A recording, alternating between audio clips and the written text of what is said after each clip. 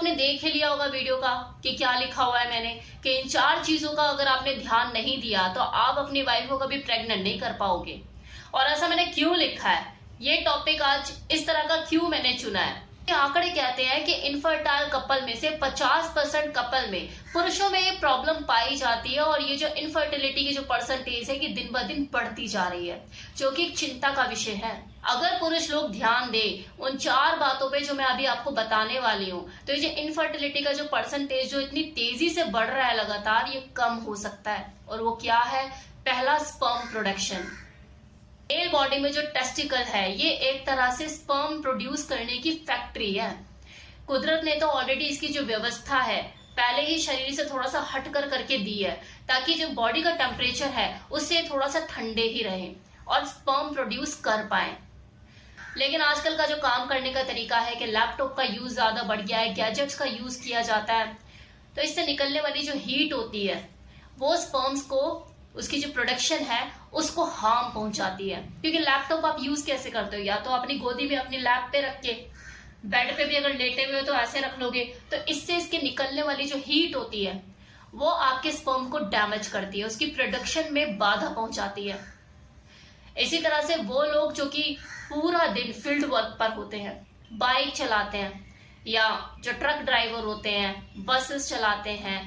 XYZ कोई भी vehicle पूरा दिन लेकर घूम रहे हैं, ये जो गैजेट्स और लैपटॉप से निकलने वाली हीट, या जो व्हीकल पे आप पूरा दिन बैठकर चलाते हो उससे निकलने वाली जो हीट है, ये आपके स्पर्म्स को डैमेज करती है, उसकी क्वालिटी को डिक्रीज करती है और स्पर्म प्रोडक्शन में भी बाधा पहुंचाती है। तो हमेशा इस तरह के एटमोस्फेयर में रहो जहां पे आपको थोड़ी ठंडक मिले, आपका जो टेस्टिकल है वो ठंडा रहे, ये बहुत जरूरी है। दूसरा कारण, बिगड़ता हुआ खान पीन। बिगड़ता हुआ खान पीन तो हर दूसरे इंसान की समस्या है, लेकिन हर दूसरा इंसान इस प्रॉब्लम से ग्रसित नहीं है। जो ग्रसित है, जिसको स्पर्म्स की प्रॉब्लम है कि स्पर्म काउंट कम हो गए हैं, क्वालिटी डिक्रीज हो गई है, बच्चा पैदा करने में सक्षम नहीं है, वो ज्यादातर वही लोग होंगे जो बैड हैबिट्स का शिकार होंगे। चलो खान पीन तो वो जैसा खा रहे हैं वैसा खा रहे हैं, वो फिर भी इतना दिक्कत नहीं करेगा जितना दिक्कत आप अगर स्मोकिंग करते हैं, अल्कोहल पीते हैं, कोई एडिक्शन है आपको, ड्रग लेते हैं, इस तरह की आप अगर गंदी आदतों से ग्रसित हैं, तो दिन शुरू हुआ नहीं कि आप ठेके पे दिखाई देते हैं। तो इस तरह का अगर आपका लाइफस्टाइल है और ये बैड हैबिट का आप शिकार है, तो आपके स्पर्म्स जो क्वालिटी है वो डिक्रीज होगी, उसका वॉल्यूम डिक्रीज होगा, और बाप बनने की जो क्षमता है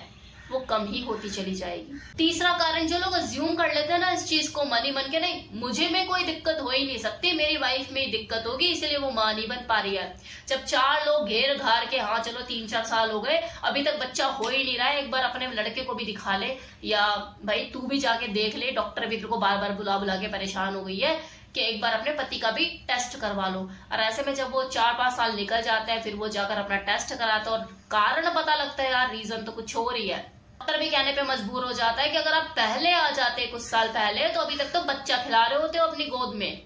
ठीक है ट्रीटमेंट मैं अब भी करूंगा, लेकिन हाँ पहले से हालात और ज्यादा खराब हो चुके हैं, तुम्हारी सिचुएशन ज्यादा खराब हो चुकी है, गारंटी नहीं है कि हाँ जो मैं तुम्हें दवाइयां दूंगा, जो ट्रीटमेंट तुम्हें चलाऊंगा उससे 100% रिजल्ट आ ही जाएगा,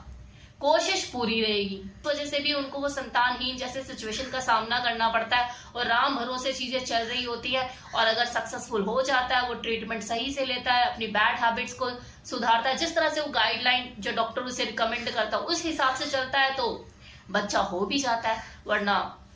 बस फिर क्या कर सकते हैं, लेट लतीफ तो आप ही बने, आप ही नहीं आए टाइम से, फिर कुछ रह नहीं जाता सिवाय पछतावे के। 4th रीजन,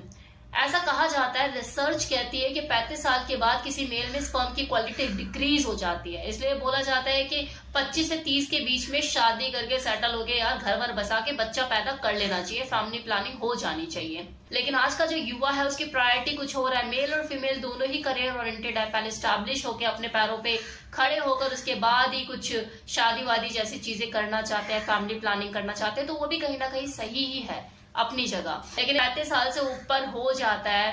सिचुएशन ऐसी रही, तो अपने खान पीन पे बढ़िया से ध्यान रखिए, ताकि 35 साल के बाद भी आपकी जो स्पर्म की क्वालिटी है वो डिक्रीज ना हो।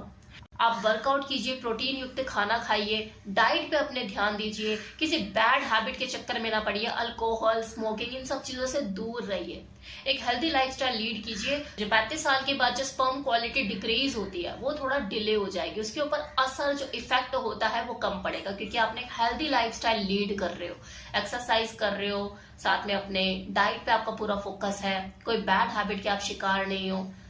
इसलिए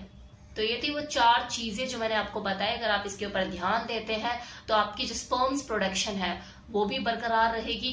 हेल्दी स्पर्म्स रहेंगे, क्वालिटी मेंटेन रहेगी, कोई ऐसी संभावना नहीं कि हाँ बच्चा पैदा करने में असमर्थ है।